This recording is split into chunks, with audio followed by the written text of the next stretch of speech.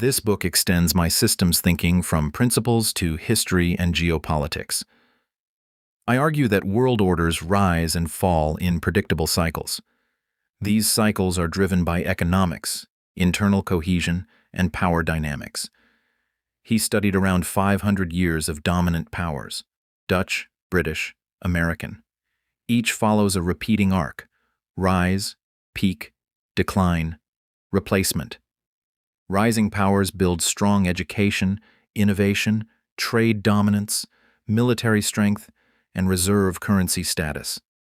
Decline begins when debt grows excessively, internal inequality widens, political polarization increases, and productivity slows.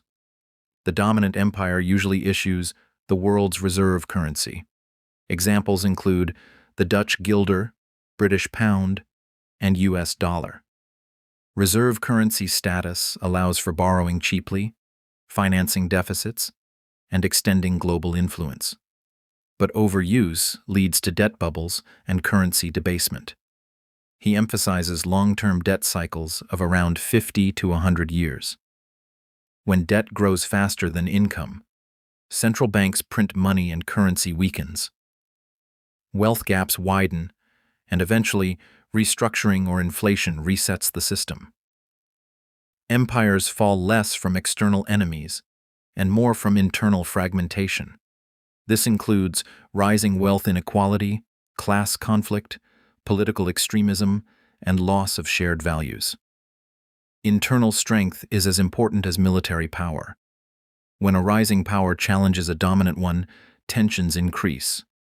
Historically, such rivalries often lead to trade wars, technological competition, or military standoffs. War is not inevitable, but the risk rises during transition periods. He identifies measurable drivers of national strength: education, competitiveness, innovation, and technology, economic output, share of world trade, military strength, financial center strength, and reserve currency status. These indicators move in cycles. He argues the U.S. shows late cycle symptoms: high debt, large wealth gaps, political polarization, and a rising external challenger in China. Yet, strong innovation and capital markets remain advantages. His practical advice includes diversifying globally, studying history to reduce surprise, and avoiding overexposure to debt. Prepare for inflation and geopolitical tension while staying unemotional during systemic shifts. The thesis of his work is that history doesn't repeat exactly, but it rhymes in cycles. Understanding the big cycle of power, debt, and internal order helps individuals and leaders navigate change with realism rather than panic. In his worldview, the changing world order is not chaos, it is pattern. Prepared minds adapt,